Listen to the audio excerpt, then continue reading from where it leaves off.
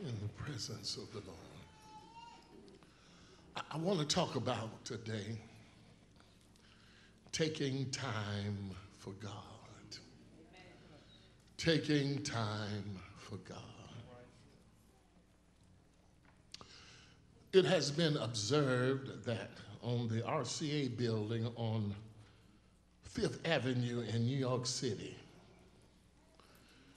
there is a gigantic statue of Atlas, a beautifully proportioned man who, with all of his muscles straining, is holding the world on his shoulders. There he is, the most powerful man in the world, but he's barely able to stand under the burden. But the sad truth is that many people live their lives like Atlas, trying to carry the world on their shoulders. And as a result, many people are living frustrated, unhappy, and unfulfilled lives. Whenever you look on the faces of many people, you see people whose expressions suggest that beneath the facade of their smiles, many of them are restless and weary.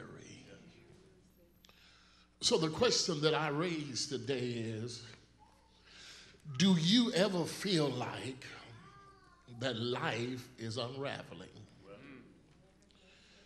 Do you ever feel frustrated because you don't seem to be getting the help that you need from others?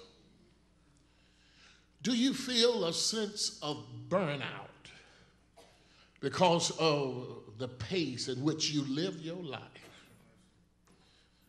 Or because of the monotony and the routineness of life? Do you ever feel like you're just downright tired? Tired of not being able to make ends meet? Tired of cooking? Tired of cleaning? Tired of picking up after other people? Tired of trying to live up to other folks' expectations of your life? Tired of hearing your name called all day long? Tired of arguments? Tired of the nagging? Tired of paying bills?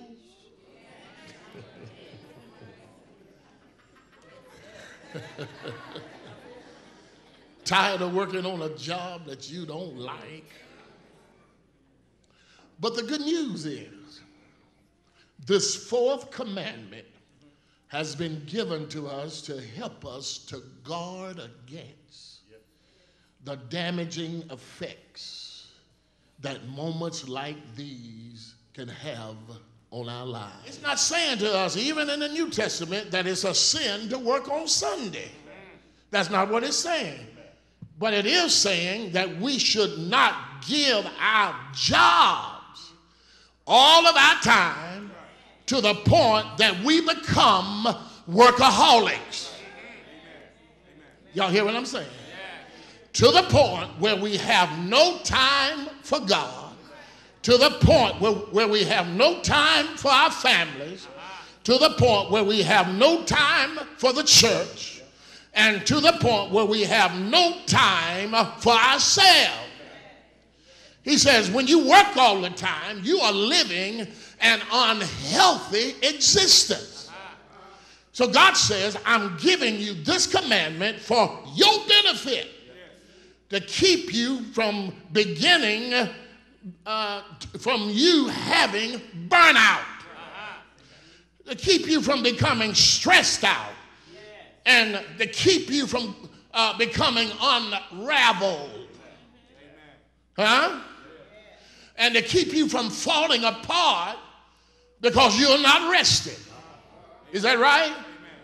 Listen, brothers and sisters, everything needs some rest. God commanded that everything and everyone must rest. Even the cattle and even the crops, everything was supposed to rest. Why? Because God is concerned about rest. Because God understood the importance of rest. He understood that when we go nonstop, day after day and week after week, it is when then, my brothers and sisters, that things began to fall apart in our lives. Things begin to break down in our lives, and sometimes that breakdown will be a physical breakdown.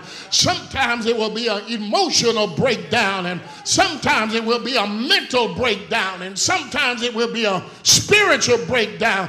God says, I want you to find some time to rest. Because everything and everybody needs some rest. Shoes will last longer if you got more than one pair. Let one pair rest. Wear one pair one day and the other pair the next day. How many of you know they'll last longer? Farmers don't farm the same crop the same place every year. But if a farmer can afford it, he gives the large portion of the land a year or two off, where he allows the land to rest. Because when the land is rested and he comes back and plants, studies have proven that his crop will be more bountiful. Come here, let me tell you something. If dirt needs rest, don't you think you and I need some rest? Huh? Studies have proven that there is a relationship between rest and aging. Studies have proven that a lot of Americans are looking older than they should look because they're not resting. Studies have proven that there is a relationship between rest and accidents. And that's why the airline industry and the transportation industry and the trucking industry is requiring pilots and truck drivers to get at least 8 hours of sleep. Because there is a relationship between rest and wrecks on the freeway and airplane crashes. Because listen, honey, when your body is not rested, then that means your mind is not as sharp and your reflexes are not as quick. You don't think as quickly as you ought to think. But if you're not careful, you're going to end up having an accident that could have been avoided had you simply got some rest. Let me ask you a question. How many of you would want to get on an airplane with a sleepy pilot? He says, I'm trying to safeguard you. I'm trying to help you to understand that you need some rest. And I'm convinced, brothers and sisters, that that's one of the reasons that the devil defeats us. It's not because we are immoral. It's not because we are bad people. But do you know why the devil defeats us? Because we are tired.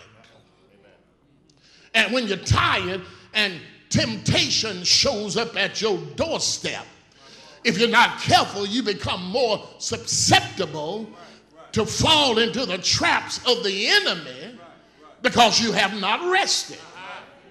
So God says, I'm giving you this command because God understood we need a day of rest.